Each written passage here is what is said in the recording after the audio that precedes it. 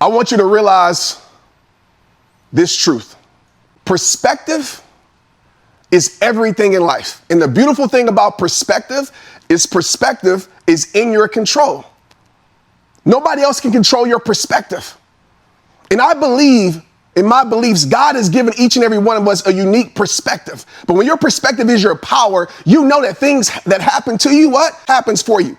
You know the things that are supposed to break you, actually things are going to build you. You know the failures that happen in your life, actually the failure is just feedback to grow something better in your life. That's a perspective shift, that everything is working for me. Everything. My torn Achilles was working for me. My mother dying, I know as crazy as that sounds, is working for me. It taught me how to appreciate my family more. It taught me how to not take advantage of the time that I've been given here. It taught me how to serve more. High-level people that make a difference, they keep their perspective in their power. I believe that each and every one of us has been given a vision uniquely designed for you. A vision. And so many of us, we don't trust our vision. So many of us, we're going to leave here today and we're going to bring our dream to somebody who ain't a dreamer. And they ain't going to understand it. What? You want to do that? You want to start a collection? Why are you doing that? And you're taking advice from people who have never been successful at what you're trying to do. I mean, would you take advice from a plumber on how to fix a roof? Absolutely not. But you're taking advice from somebody who has never been successful at what you're trying to do. Of course, they're not going to understand it. Don't you dare, and I say this with all niceness in my soul, don't you dare bring your vision to a world of people who aren't visionaries, because they are not going to understand it. They are not going to get it. Your vision has been given to you, but so many people make the mistake of what I call VV, vision validation. They take their vision and they want to get external validation from everybody else. Hey, do you see what I'm doing? Can you understand it? How does it look? No, they can't. When I told people I would go speak to Africa, people thought I was crazy, but I trusted my vision. If you're going to trust your vision, raise your hand for me. Let me see it. Trust it, hold on to it, protect it, cherish it, preserve it, give it to the world. It's your vision. It has been given to you. The greatest gift that we can have is our vision. I brought these glasses. I'm not going to put them on. I think they're pretty cool though. But I believe that God has given us, whatever you believe, God is the source of my life. I believe God has given us a unique prescription that's been given to us by him. It's kind of like going to the eye doctor. I always get the eye doctor's name wrong. Y'all can type it in the chat. I'm not going to try to butcher it. It's like some with an O, right? The eye doctor. I'm going to just say that. We go to the eye doctor when we can't see. And what we do is we go to the eye doctor. They put up all these things that look the same, right? They're like, A and A. I'm like, it looks the same. And they flip the thing. I'm like, it looks the same. And then they give you a prescription. Then they give you a set of lenses. And you put on those lenses and you see better. Well, I believe that you were created with a set of lenses, a perspective that is meant for you. But what a lot of us do is that we take off those lenses that have been gifted to us and we give it to the person next to us and say, hey, vision validation, can you see my vision? They put it on and their prescription wasn't for them. They put it on and say, I can't see what you're seeing. That ain't clear. What? You want to reach millions of people? You don't even know 10 people. What? You want to start a business? What? You're at this Own Your Future challenge on a Saturday? What? Let's go turn up somewhere. I don't get it.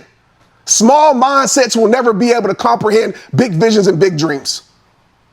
But a lot of us, what we do is we go to everybody else. It's called too close bias. I talk about this in my new book. Too close bias. It's not out yet. Y'all see it later on. But too close bias, and protect your peace. Too close bias is simply this. Sometimes people are too close to you to see your greatness. You're too familiar. So what a lot of us do, we go to our spouse, no disrespect to them. We go to our friends. We go to all these people that are close to us, and we try to show our gifts and our talents, and they normalize your greatness. They normalize it. Luckily, I had people close to me that actually elevated mine, but there were people with my friends that said, oh, Trent, you ain't a good speaker. You're terrible. Blah, blah. I believe this is true. I believe God will place strangers in your life to take you to higher places. So don't be surprised if your support system doesn't come from familiar faces. Don't be surprised if your support system doesn't come from blood, doesn't come from family, doesn't come from the friends you have history with. But they're too close to you. They're too familiar with you. Anything we get familiar with, we get desensitized to. So the mistake that a lot of us make is we go to what's closest to us in proximity when you need to just give it to the world. You need to just give it to the world and let the world validate your vision.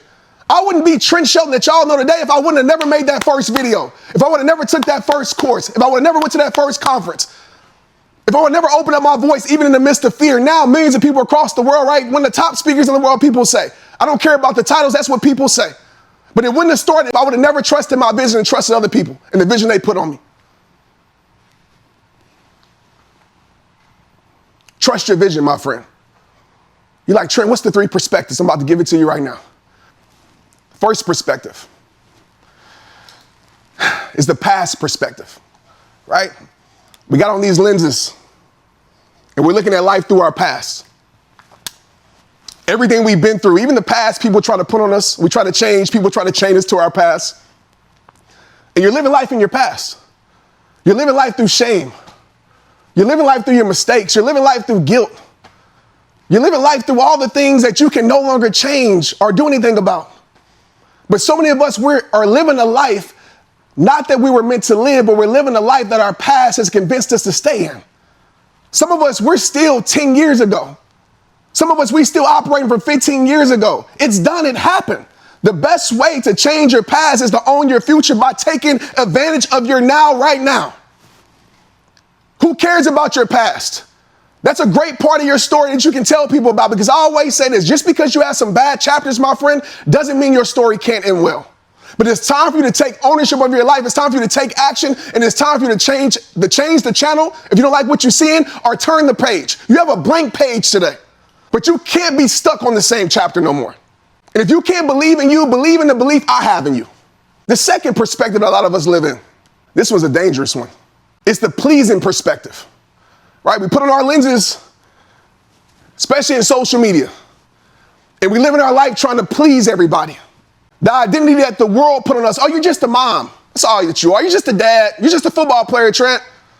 You should trade in your identity for popularity, or you should trade in your identity to go chase opportunity that's not meant for you. Oh, this is what the world says you have to be. Oh, I have to follow these same people. I have to be like them when I was meant to lead the crowd. Now I'm going to follow everybody else. And I get it. Sometimes we have to be followers. We have to have coaches and mentors. I get that. But you're living your life trying to please people. And some of us, we're trying to please people that could care less about us.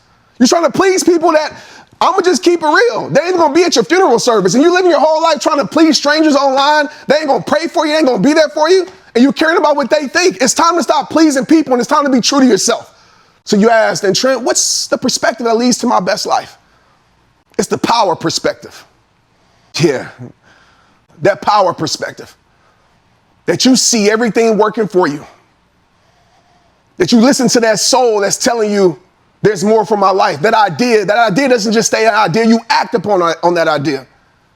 You start to believe, you look in the mirror, and I know this seems cocky, but this is confident. You look in the mirror and say, I'm her. Yep. Flaws and all, I'm her. Yep, past and all, I'm her. Yep, judgment all, I'm her. You look in the mirror and say, I'm him. Yep, everything I've been through, I'm him. There's a purpose designed for me. I'm going to walk towards that purpose. I'm him. I'm good because I know that everything's working out for the betterment of my life. I know that times are going to change. I know that better days are ahead. I know that my breakthrough is coming, so I'm good. I'm going to live in my power. And that's what it's going to take for some of you. Walking your power. Sometimes your power looks like healing. Sometimes your power looks like crying. Sometimes your power looks like struggle, but you don't quit. You keep stepping and you keep going. If you think there's no more better days, go find out. If you think that, oh man, I'm never enough, go find out. I dare you. That's my challenge to you. Own your future challenge. Here's my challenge to you in your future. Go find out. And tell your life what it's going to be. There's nothing more powerful in this world than a made up mind. I made up my mind on the trail and I said, this is what it is. So adjust body, adjust brain, adjust Trent. You're going to adjust to this. And I went in my run and it felt like I never missed a beat because I told myself what it's going to be.